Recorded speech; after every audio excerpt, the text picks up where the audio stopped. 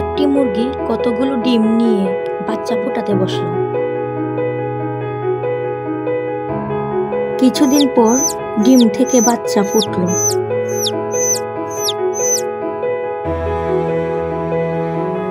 মুরগি ছানাগুলোকে নিয়ে বাগানে ছুটে গেল।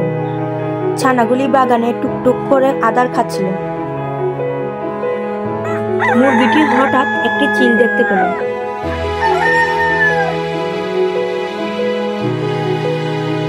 চিলটি ছানাগুলোকে দেখে ছুটে আসলো।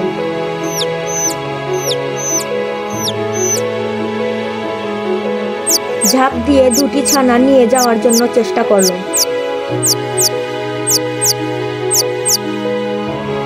মুরগিটি নিরুপায় হয়ে চিৎকার করছিল।